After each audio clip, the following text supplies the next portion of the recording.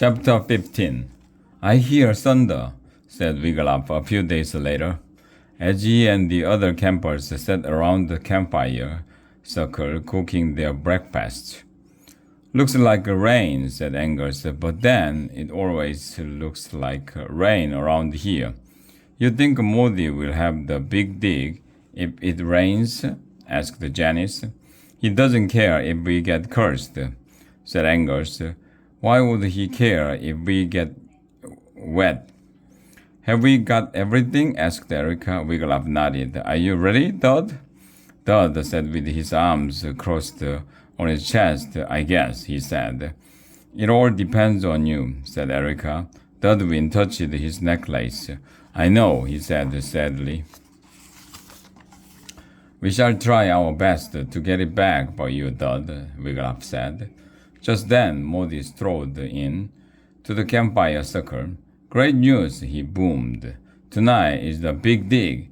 Yay! Cheered Gwen and Zelda and most of the campers. But Wiglaf and his friends did not cheer. Here's how it works, Modi went on. I've buried some camp gold on top of the ridge. Real gold, Modi? Called Moose. No, said Modi. Definitely not real. Camp gold is a fake gold, so no point in you campers holding on to any of it. Got that? The campers nodded. Modi is lying through his gold-filled teeth, whispered Angus. You will go up to the top of the ridge and dig as fast as you can all night long, Modi went on. You shall fill up sacks with gold and run them down the hill to me. Then you will go back up for more. The team who brings me the most gold will win 100 dragon points. A cheer went up again. Yay! That night after dinner, Wiglaf and the other campers walked down the hill to campfire circle. A great pile of logs had been laid, but no fire was burning. Dudwin sat down beside Wiglaf. Modi called out, Stand for the Dragonoka fire lightning. All the campers stood up. No one knew what was going to happen. Then Axeman, wearing his hood as always, ran into the circle holding a torch. He put the torch to the pile of logs and they burst into flames. Axeman tossed his torch into the fire. Then he bowed toward Modi. Modi turned slowly in a circle, eyeing all the campers. His violet eyes sparkled. This is the night you have been waiting for, he said, his voice low. The night of the big dig. May the best team win. That's the swamp dragons, yelled Zelda. All the swamp dragons cheered and clapped. Cave dragons rule, yelled Gwen. All the cave dragons clapped and cheered. Swamp dragons, get a body and lined up to my right, said Modi.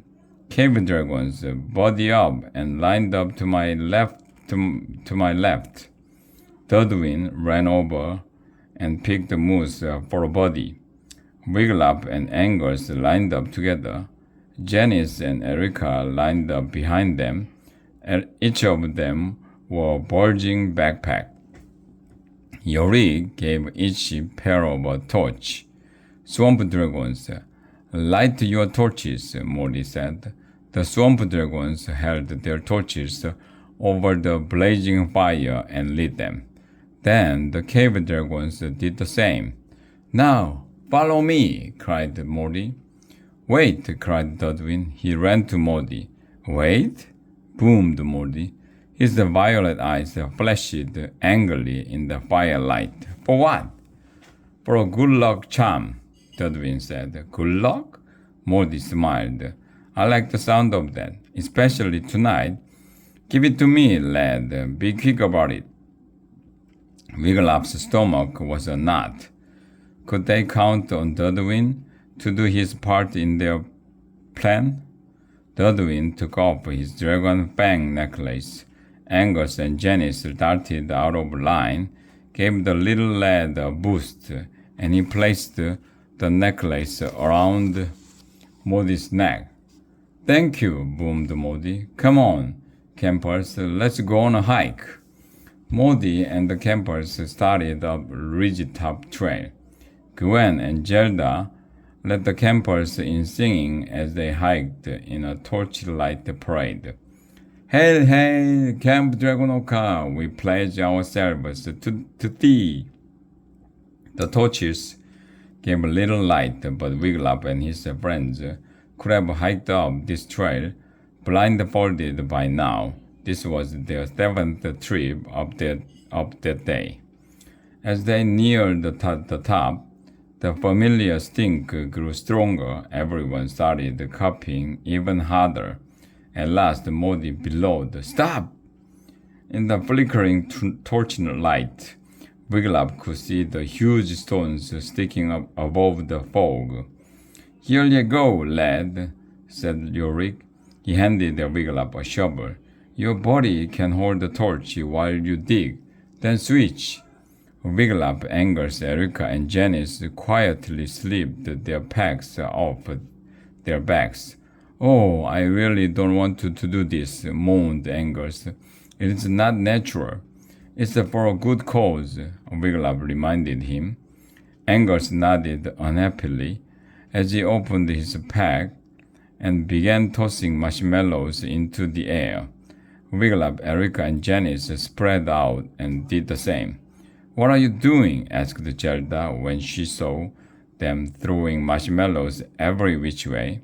"It's a cave dragon thing," Janice told her. "For luck. Listen up, campers," called Modi. "Everybody start digging under a giant stone. That's where you are likely to find gold. The fake camp gold, I mean." "It smells really bad up here tonight, Modi," said Moose. "I just stepped in something stinky," said Tobled. Modi ignored their complaints. "Places, campers," he shouted. The campers raced to different stones. "Oh, on your mark," said Modi. The campers put their shovel blades to the ground. "Get set," called Modi. The campers put a foot on their shovels. At that moment, Wiglaf called out, "Corn lads, corn lads, corn lads!" A flash lit the sky.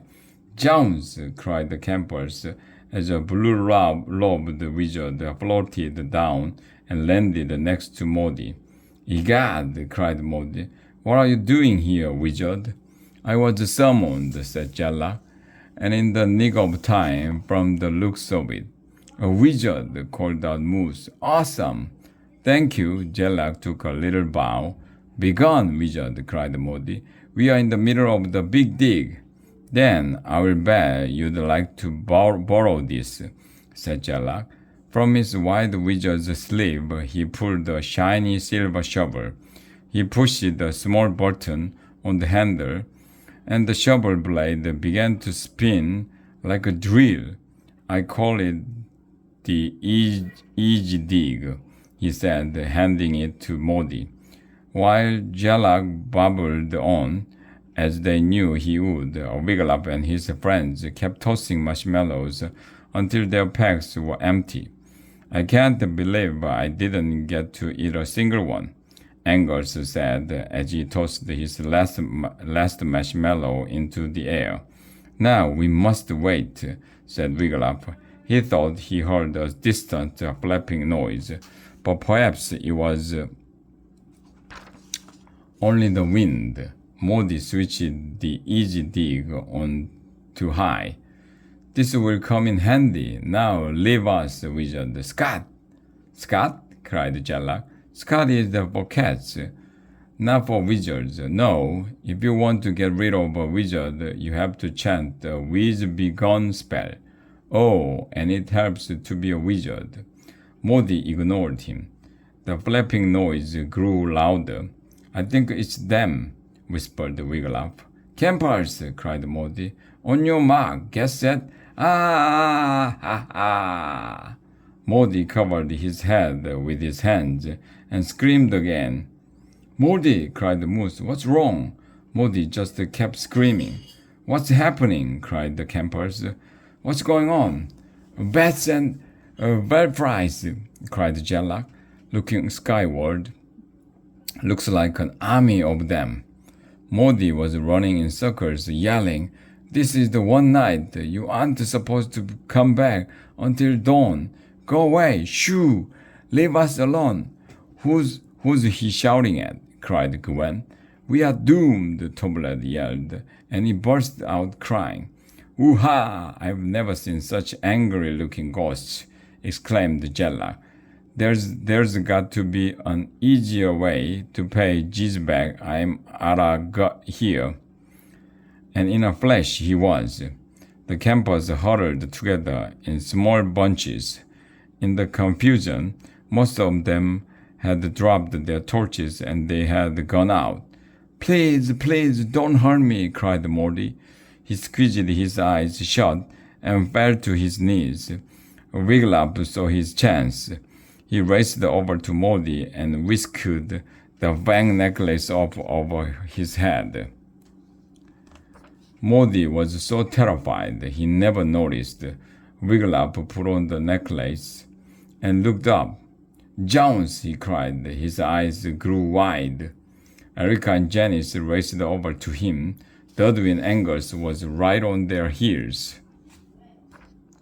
"The sky is filled with dragon ghosts," cried Wigglytuff. "Hundreds of them."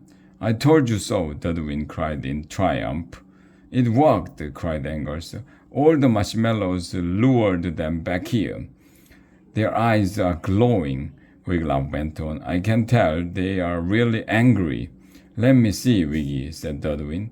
Wigglytuff quickly passed the necklace to him. "Yo-wee!" cried Dudwin. "They're mad, all right, and they're chanting something, Wiggy.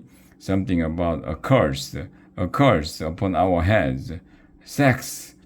called Erica. Wigglytuff, Dudwin, Janice, Erica, and Angus dashed off in different directions.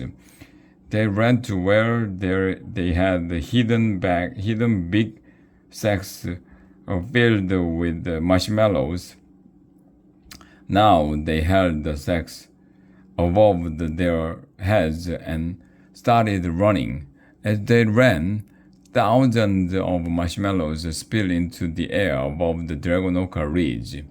Wigglytuff shook the last marshmallow from his sack and looked up.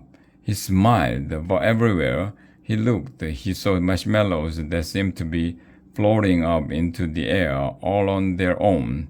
"They've stopped chanting," called Dudwin.